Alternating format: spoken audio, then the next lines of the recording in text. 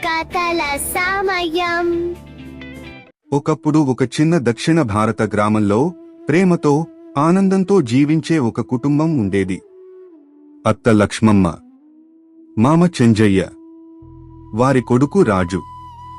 అందరూ ఒకటిగా ప్రేమగా సంతోషంగా ఉండేవారు. కొత్త కోడలు రమ వచ్చాక కథ కొంచెం మారింది. ఒకరోజు రమకు తన అత్త అయిన లక్ష్మమ్మ ఒక చిన్న పిగ్గీ బ్యాంకులో డబ్బులు వేస్తూ కనిపించింది. ఈ పిగ్గీ బ్యాంకు చాలా బాగుంది. అలా ప్రతిసారి రమకు తన అత్త లక్ష్మమ్మ డబ్బులు వేస్తూ కనిపిస్తూ ఉంటుంది. ఎందుకు మా అత్తయ్య చిన్న పిల్లలాగా ప్రతిసారి ఈ పిగ్గీ బ్యాంకులో డబ్బులు వేస్తుంది అని అనుకుంటుంది. రమ తెలివైనది, చక్కనిదే, కాని ఒక చిన్న లోపం, దురాశ, దొంగిలించాలి అనే దుర్బుద్ధి ఉంటుంది. లక్ష్మమ్మ లేని సమయం చూసి పిగ్గీ బ్యాంక్ ని దాచాలి అనుకుంటుంది లక్ష్మమ్మ కోడలు రమ. ఒకరోజు లక్ష్మమ్మ తన కోడలితో, తల్లి నేను కాస్త బయటికి వెళ్లి వస్తాను అని చెప్పి వెళ్లిపోతుంది.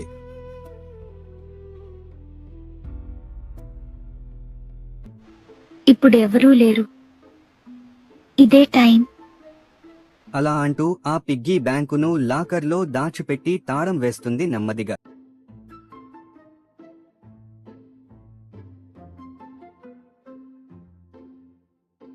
సాయంత్రం ఇంటికి వచ్చిన లక్ష్మమ్మకు పిగ్గీ బ్యాంక్ కనిపించకపోవడంతో ఆ పిగ్గీ బ్యాంకు కోసం వెతుకుతూ ఉంటుంది.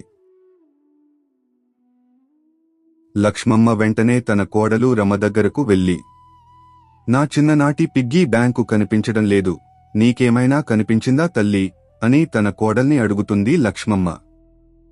అది విన్న రమ,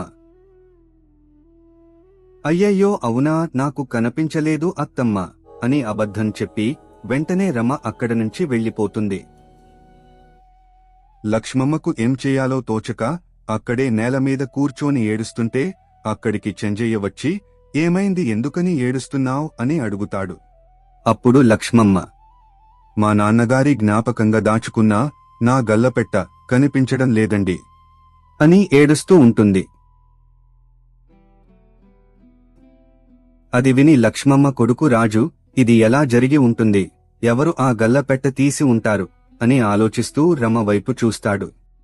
ఇక రమ మీద అనుమానంతో, అమ్మ మన గల్లపెట్టలో ఉన్నవి నకిలీ నాణాలు, అవి దొంగిలించిన వారికి శాపం పట్టి చేతులు నల్లగా మారిపోతాయంట అని చెప్తాడు తెలివిగా. అది విన్న రమ మెల్లిగా తన గదిలోకి వెళ్లి తన చేతుల్ని చూస్తూ, అయ్యో దేవుడా, నా చేతులు నల్లగా మారుతున్నాయా? లేదు, ఇలా జరగకూడదు, వెంటనే నా తప్పుని ఒప్పుకుని మా అత్తయ్యని క్షమాపణ అడగాలి అని వెళ్లిపోతుంది. నన్ను క్షమించు అత్తయ్య,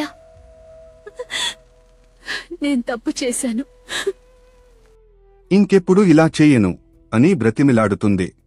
అప్పుడు లక్ష్మమ్మ, అయ్యో మరేం పర్వాలేదమ్మా, ఈ గల్లపెట్ట మా నాన్నగారి జ్ఞాపకం, నా చిన్నప్పుడు జాతరలో తను నాకెంతో ప్రేమగా కొనిచ్చాడు, మా నాన్నగారు చనిపోయినా ఇది నాతో ఉంటే మా నాన్నగారు ఉన్నట్టే అనిపిస్తుంది అని బాధపడుతుంది తన నాన్నగారిని గుర్తు చేసుకుంటూ. మా సంఘటన తరువాత రమకి ఉన్న దుర్బుద్ధి పోయి అందరితో కలిసి మెలిసి ఉంటుంది.